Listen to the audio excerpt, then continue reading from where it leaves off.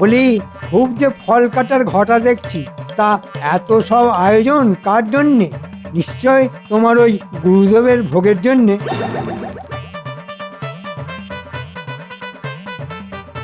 ছি ছি, এমন করে বলতে আছে নাকি? গুরু হলেন স্বয়ং ব্রহ্ম।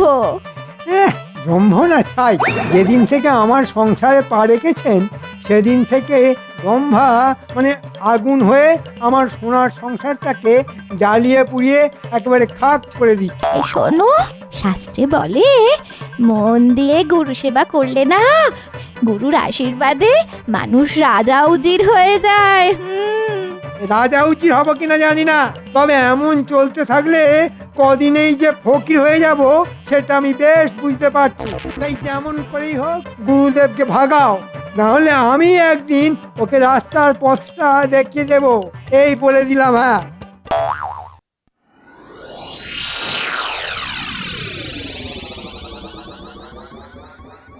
কিরে বটা ঘটা, সাত সকালে এমন চুপ করে গাছতলায় বসে আছিস কেন?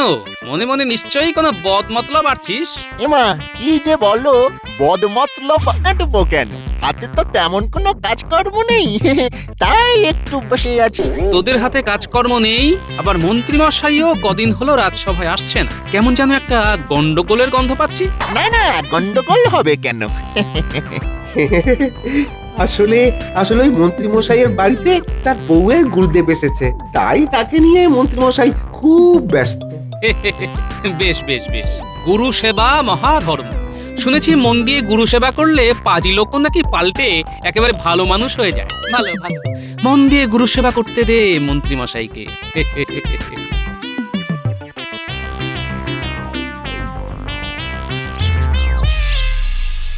মা, আজ আমি চলে যাব। চলে যাবেন মানে? এই তো গতকাল বললেন যে আর কটা দিন থাকবেন। হ্যাঁ বলেছিলাম বটে, তবে আমি ভেবে দেখলাম আমি গৃহত্যাগী সন্ন্যাসী, বেশি দিন সংসারের মধ্যে থেকে কেমন মায়ায় আবদ্ধ হয়ে পড়েছি। নিজের কানে যা শুনলাম তাতে আর বেশি দিন থাকলে তোর স্বামীর কাছে হয়তো ঘাত ধাক্কা খেতে হবে। না রে মা, একবার যখন মনস্থির করে ফেলেছি তখন আমায় যেতে দে। মনস্থির যখন করেছেন তখন আপনাকে আটকাবার ক্ষমতা আমার নেই গুরুদেব। তবে যাওয়ার আগে আশীর্বাদ করে যান, যাতে আমার স্বামীর ধর্মে মতি হয়। হবে রে মা, হবে। ঈশ্বরের আশীর্বাদে সব ঠিক হয়ে যাবে। আবার কি করছিস মা? এই আঁচলে করে আপনার একটু পায়ের ধুলো মুড়ে নিলাম বাবা। আমার স্বামী এলে তার মাথায় ছুঁয়ে দেব। এটা রাখ, তবে খরচ করে নষ্ট করিস না। লক্ষ্মীর ঝাঁপিতে রেখে দিবি, দিনে দিনে তোর সংসারে শ্রীবৃদ্ধি ঘটবে।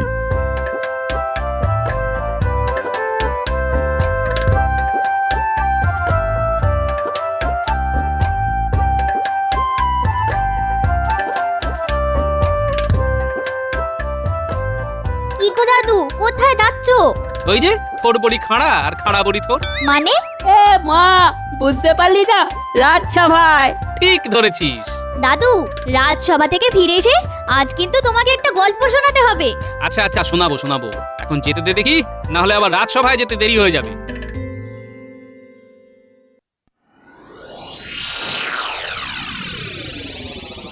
গিন্নি, ও গিন্নি, কোথায় গেলে গো? কি হলো, মুখটা এমন গোমড়া কেন?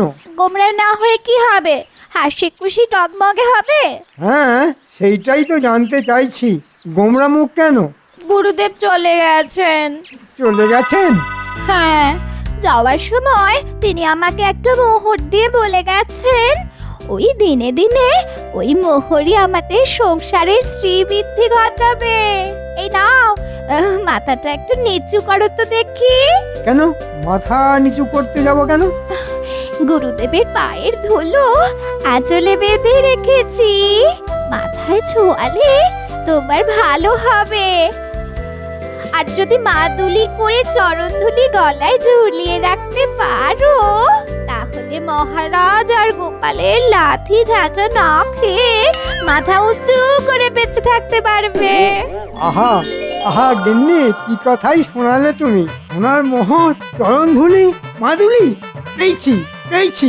আহা, এই তিনের দৌলতে আমি দুদিনেই রাজা উজির বনে যাব। আমি রাজসভায় যাচ্ছে গিন্নি। চলে গেল। আচ্ছা, কি ব্যাপার বলো তো? কদিন হলো মন্ত্রীর দেখা নেই। সে কি, আপনি জানেন না মন্ত্রীমশাইয়ের বাড়ি ওনার স্ত্রীর গুরুদেব এসেছেন, আর তাই নিয়ে তিনি ব্যতিব্যস্ত। না মহারাজ, আমার গিন্নির গুরুদেব আজই চলে গেছেন। তাই সবকিছু ফেলে একটা কথা বলার জন্যে ছুটে এলাম এই রাজপ্রাসাদে। কি কথা মন্ত্রী? মহারাজ, নিজেকে আজ বড় ছোট মনে হচ্ছে। কেন কেন কেন? এতদিন আপনাকে চিনতে পারিনি তাই। হ্যাঁ, আমাকে চিনতে পারোনি মানে? মহারাজ, আপনি যে সে মানুষ নন মহারাজ। মানে বাবা, মন্ত্রী এত ধানাই পানাই করছে কেন? মহারাজ, গুরুদেব বলে গেছেন আপনি হলেন ঈশ্বরের অবতার। হ্যাঁ, আমি ঈশ্বরের অবতার নাকি? ওহ, কি যাতা বলছো তুমি? যাতা নয় মহারাজ, আর এ তো শুধু আমার মুখের কথা নয়, স্বয়ং গুরুদেবের কথা। একটু একটু পায়ের ধুলো দিন মহারাজ। বাবা, এই তো এক তুড়িতে মহারাজকে একেবারে ঈশ্বরের অবতার বানিয়ে দিল। না, ব্যাপারটা কেমন গোলমেলে লাগছে। গুরুদেব আরো বলে গেছেন, এই রাজ্যের সব মানুষ যদি সোনার মাদুলিতে আপনার মতো ঈশ্বরের অবতারের চরণধুলি ভরে গলায় পড়ে, তাহলে তাদের সকলেরই শ্রীবৃদ্ধি হবে। হ্যাঁ মহারাজ, এ আমার কথা নয়, গুরুদেবের মুখ নিঃসৃত বুলি, মানে উপদেশ। কিন্তু এই রাজ্যের অনেক মানুষেরই তো নুন আনতে পান্তা ফুরিয়ে যায়। সোনার মাদুলি তারা গড়াবে কি করে? এই কি বলছে মন্ত্রী? হ্যাঁ, রাজ্যের সব প্রজা আমাকে ঈশ্বরের অবতার জ্ঞান করে আমার চরণধুলি গলায় ধারণ করবে। বাবা, মানুষ থেকে একেবারে ঈশ্বরের অবতার! আহা, ভাবলেই মনের মধ্যে কিরকম পুলক জাগছে। কি হলো মন্ত্রী মশাই, বলুন, তারা সব সোনার মাদুলি গড়াবে কি করে? সোনা? আচ্ছা, মাদুলি গড়াবার জন্য সোনার মোহর যদি আমি দিই?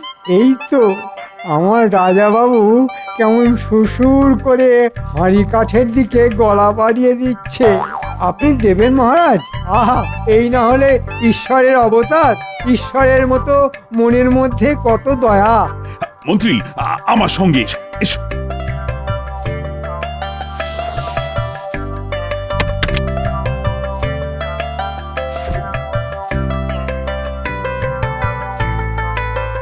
মন্ত্রী, ভেতরে এসো। আসছি মহারাজ। এই নাও, এই নাও মোহরের থলি। 50টা মতো আছে। এই মোহর ভাঙিয়ে শ্যাকরাকে দিয়ে অনেক সোনার মাদুলি বানাবে। আর মাদুলি বানানো হয়ে গেলে তাতে আমার পদধূলি ভরে প্রত্যেক প্রজাকে দিয়ে দেবে। 50টায় কি আর হবে রাজা বাবু, আমার যে আরো অনেক সোনার মোহর চাই। ঠিক আছে মহারাজ, তাই হবে। তবে 50টা মোহরে তো সকলের মাদুলি হবে না। ও, তাহলে কটা লাগবে? সেটা ঠিক বলতে পারছি না, তবে মনে হয় একটা মোহরে বড় জোর 2টো মাদুলি হতে পারে। ঠিক আছে, ঠিক আছে, মোহরের কথা চিন্তা করো না তো, যত লাগবে তত দেব। সে তো দেবেই রাজা বাবু। ঈশ্বরের অবতার সাজার যা নেশা তোমার মধ্যে ঢুকিয়ে দিয়েছি। বেশ, ভালো দেখে সোনার মাদুলি বানাবে কিন্তু। সে তো বানাবোই রাজা বাবু, তোমায় বলেছি একটা মোহরে বড় জোর 2টো মাদুলি হতে পারে। আমি তো সোনা দিয়ে বানাবোই না, বানাবো গিলটি সোনা দিয়ে। আর এই সব সোনার মোহর ঢুকে যাবে আমার সিন্ধুকে। আহ, আহ, আহ, আহ। আপনি কোনো চিন্তা করবেন না মহারাজ। তাহলে এখন আমি যাই মহারাজ। এসো, এসো, এসো। আহা, কি আনন্দ, কি আনন্দ! সমস্ত প্রজা আমার চরণধুলি মাদুলি করে গলায় পড়ে থাকবে। তারা তারা সকলে আমাকে ঈশ্বরের অবতার মনে করবে। ভাবা যায়? ওই আনন্দেই থাকুন আপনি, আর কাঁড়ি কাঁড়ি মোহর ওই বদমাইশ মন্ত্রীর হাতে তুলে দিন। ছি ছি ছি ছি ছি ছি, এ কি মোদি ভ্রম হলো আপনার? সামান্য মানুষ কি কখনো ঈশ্বরের অবতার হতে পারে? কেন কেন কেন কেন হতে পারে না? আরে, আমি তো কোনো সামান্য মানুষ নই, আমি রাজা, মহারাজা। হ্যাঁ মানছি, হ্যাঁ মানছি আপনি রাজা, আর 5টা রাজার মতনই দোষে গুণে কামনায় বাসনায় ভরা সামান্য এক রাজা। আর আপনি যদি সত্যি ঈশ্বরের অবতার হতেন তাহলে এই সংসার এই রাজত্ব ছেড়ে কবেই হিমালয়ে চলে যেতেন। আচ্ছা, আমি ঈশ্বরের অবতার হলে তোমার গায়ে তো জ্বালা ধরছে কেন বলতো? ও হা হা, বুঝতে পেরেছি, হিংসাতে জ্বলে পুড়ে যাচ্ছ, তাই এত কথা বলছো না? হিংসে? আপনার ভালো কিছু হলে সব থেকে খুশি তো আমিই হব মহারাজ, আমিই হব। কিন্তু তবু আমি খুশি হতে পারছি না। কেন জানেন? কারণ মন্ত্রীর কথায় নেচে এটা নিছকই একটা অলীক কল্পনা আপনার। তাই আবারও বলছি, মাথা থেকে ঈশ্বরের অবতার হওয়ার এই ভূত নামান মহারাজ, এই ভূত নামান। নিজের পায়ের ধুলো প্রজাদের গলায় পরিয়ার পাপ বাড়াবেন না মহারাজ। বেশ করে গলায় পরাবো। এতে যদি তোমার আপত্তি থাকে তাহলে তাহলে বাপের বাড়ি চলে যেতে পারো। এত বড় কথা বললেন। ঠিক আছে, তাই যাব। তবে এ কথা বলে রাখছি, একদিন আপনি ঠিক বুঝতে পারবেন মন্ত্রীর কথায় নেচে কি মারাত্মক ভুলটা আপনি করেছেন। আজ মেজাজ দেখিয়ে চলে যাচ্ছ তো, কিন্তু এমন একদিন আসবে যেদিন আমাকে ঈশ্বরের অবতার জ্ঞান করে তোমাকেও আমার চরণধুলি মাদুলি করে নিজের গলায় ধারণ করতে হবে।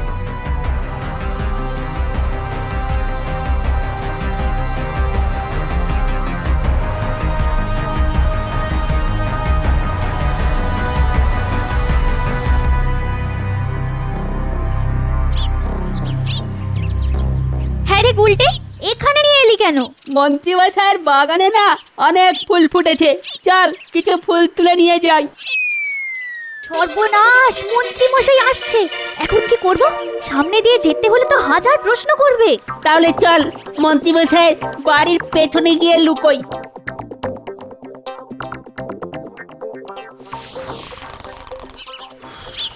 গিন্নি, কোথায় গেলে গো গিন্নি? সবে দু চোখের পাতা একটু এক করেছিলাম, অমনি গিন্নি গিন্নি করে দিলে তো আমার কাঁচা ঘুমটা ভাঙিয়ে। গিন্নি, এখন এমন একটা কথা শোনাবো না, যা শুনলে তোমার চোখ থেকে সব ঘুম উড়ে যাবে। সব ঘুম উড়ে যাবে? সব ঘুম উড়ে গেলে আমি কি করব? শুধু মোহর গুনবে গিন্নি, শুধু মোহর গুনবে। মোহর গুনবো? এই, তোমার মাথা কি খারাপ হয়ে গেছে? না গো গিন্নি, খারাপ নয়, এই দেখো। ও মা, এত মোহর কোথায় পেলে? কোথায় পেলে গো? মহারাজকে সে বুদ্ধ বানিয়ে নিয়ে এসেছি।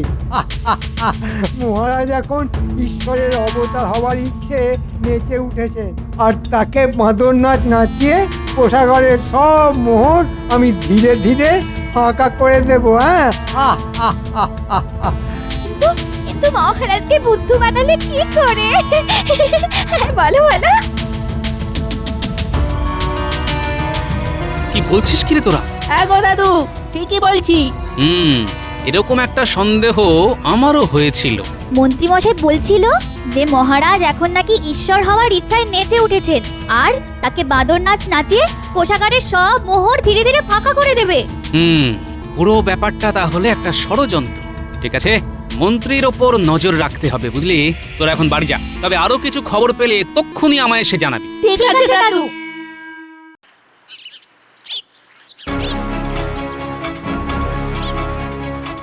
আরে মন্ত্রীমশাই, আপনি? কি সৌভাগ্য আমার। বলুন বলুন, কি প্রয়োজন? শোনো, দুদিনের মধ্যে তোমাকে নিদেন পক্ষে বড় দেখে 100টার উপর মাদুলি তৈরি করে দিতে হবে। দুদিনের মধ্যে 100টার উপর মাদুলি? হ্যাঁ, 100টার উপর মাদুলি। আর শুধু মাদুলি করে দিলেই চলবে না, প্রত্যেকটা মাদুলি হবে সোনার জল করা। এমন নিখুঁতভাবে সোনার জল করতে হবে যাতে খালি চোখে দেখলে মাদুলিগুলোকে আসল সোনার বলেই মনে হয়। খুবই কঠিন কাজ। তাই তো তোমার কাছে আসা। আচ্ছা আচ্ছা, চেষ্টা করব। না, চেষ্টা করব বললে হবে না, করে তোমায় দিতেই হবে। আর এই নাও, তোমার কাজের পারিশ্রমিক হিসেবে একটা সোনার মোহর রাখো। আমি চললাম। ও বাবা, ভেবেছিলাম ষড়যন্ত্র, কিন্তু এখন বুঝতে পারছি গভীর ষড়যন্ত্র। ঠিক আছে ষড়যন্ত্রী মশাই, ঠিক সময় মতো হাটে তোমার হাড়ি আমি ভাঙবই। তাহলে ব্যাপারটা এই দাঁড়াচ্ছে যে মহারাজকে ঈশ্বরের অবতার বানাবার ভড়ং করে মহারাজের সিন্দুক থেকে সব মোহর হাতিয়ে নেবার মতলব। আমি থাকতে যে সেটাই আর হচ্ছে না মন্ত্রী মশাই। কান ধরে সব মোহর তোমায় মহারাজের পায়ে ফিরিয়ে দিতে হবে। গোপাল দাদা, তোমার কাছে আসছিলাম। আমার কাছে? হ্যাঁ, রানীমা তোমায় ডেকে পাঠিয়েছেন, বললেন খুব জরুরি। তাহলে চলো রানীমার সঙ্গে দেখা করেই আসি, চলো। কিছু একটা করো গোপাল, কিছু একটা করো, কিছু একটা করে মহারাজকে এই ঈশ্বরের অবতার সাজার পাগলামি থেকে বাঁচাও। সে তো বাঁচাবোই রানীমা, আর তার অনেকটা কাজ আমি গুছিয়েও ফেলেছি। কিরকম? সেটা না হয় সময় এলেই দেখতে পাবেন। আমি তাহলে এখন যাই রানীমা। আচ্ছা এসো, তবে আমি কিন্তু তোমার ভরসাতে রইলাম গোপাল। কোনো চিন্তা করবেন না, মনে রাখবেন আমি থাকতে মহারাজকে কেউ ভুল পথে চালাতে পারবে না।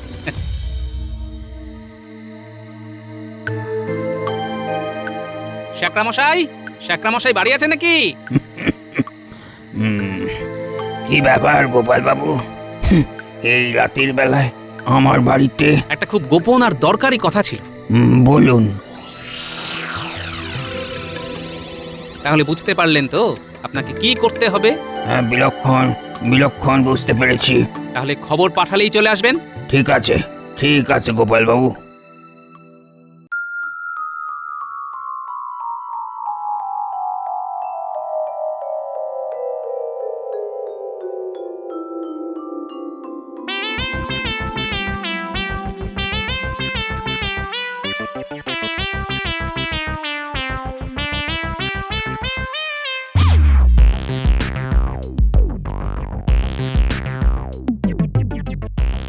ভেতরে আসবো মহারাজ? এসো এসো এসো। এই গামলার ধুলোয় আপনি পা ঘষে দিন মহারাজ। মাদুলিতে ভরে এই ধুলো আমি 100টা প্রজাকে দিয়ে দেব। তারা মাদুলি গলায় পরে আপনার সামনে এসে দাঁড়াবে। তাই নাকি? কিন্তু কিন্তু বাকি প্রজারা? সকলেই পড়বে মহারাজ, তবে ও, আরো মোহর লাগবে তো? আরে ঠিক আছে ঠিক আছে, দিচ্ছি দিচ্ছি। এই নাও, এতে আরো 100 মোহর আছে। জয় ঈশ্বরের অবতারের জয়। জয় জয় মহারাজের জয়, জয় জয় মহারাজের জয়, জয় জয় মহারাজের জয়। দূর বেটারা, কি সব উল্টো পাল্টা বলছিস? বল ঈশ্বরের অবতারের জয়, জয় ঈশ্বরের অবতারের জয়। মহারাজের জয় হোক। অর্বাচীনের মতো মহারাজের জয় হোক বলে গলা ফাটিও না গোপাল, বরং ঈশ্বরের অবতারের জয় বলে গলা ফাটাও, তাতে তোমার ভালো হবে। তাই নাকি? কিন্তু মন্ত্রীমশাই, সবকিছু যাচাই না করে আমি তো গলা ফাটাই না। কি যাচাই করবে? মহারাজের ঈশ্বরত্ব? মোটেই না। আমি যাচাই করব এই সব মানুষগুলো গলায় যে সোনার মাদুলি পড়ে আছে সেইগুলো। মানে? শ্যাকরামশাই, আপনার কোষ্ঠী পাথরটা নিয়ে এদিকে আসুন তো। গোপাল আবার এই পুরো স্যাগরাটাকে নিয়ে এলো কেন? সর্বনাশ! তাহলে কি কিছু সন্দেহ করেছে? শ্যাকরামশাই, একজনের গলা থেকে সোনার মাদুলি খুলে আপনার কোষ্ঠী পাথরে ঘষে একটু পরীক্ষা করে দেখুন তো যে মাদুলির সোনা আসল না নকল। এই এসব কি বলছো গোপাল? মাদুলির সোনা নকল হতে যাবে কেন? অধৈর্য হবেন না মহারাজ, একটু পরেই সব কিছু প্রমাণ হয়ে যাবে। এই না হলে গোপাল।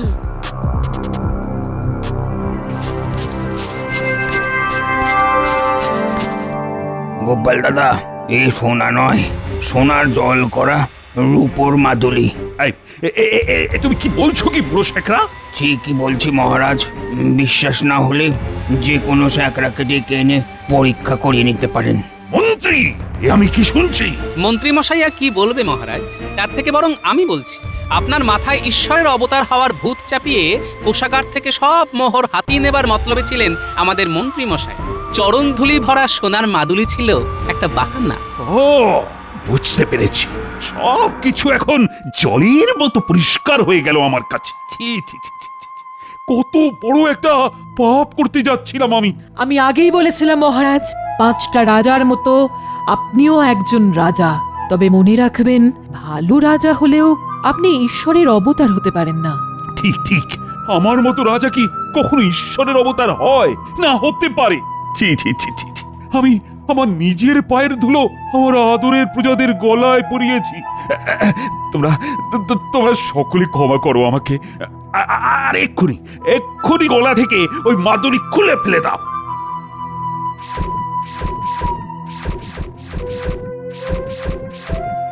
এই ফাঁকে কেটে পড়ি বাবা।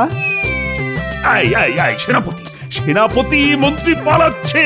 ধরো ধরো ওকে, ধরো। ভুল হয়ে গেছে মহারাজ, আমায় ক্ষমা করে দিন। ক্ষমা করে দিন? হ্যাঁ, তোমার মতো এক চোরকে ক্ষমা করব? কখনোই না। আমার কাছ থেকে হ্যাঁ মোট 150টা মোহর নিয়েছো তুমি, আর তাই সকলের সামনে কান ধরে 150 বার উঠবোস করবে। ওরে বাবা, আমি রুগ্ন মানুষ, 150 বার উঠবোস করলে আমার হাঁটু যে খুলে যাবে। আমি যে অক্কা পাবো মহারাজ, আমি যে অক্কা পাবো। আরে অক্কা পাবেন কেন? ওঠবোস করতে করতে শুধু সেই মন্ত্রটা বলবেন। কোন মন্ত্রটা গোপাল ভাই? ওই যে মাদুলি, মুখের বুলি আর চরণধুলি। এটাও তুমি জেনে গেছো?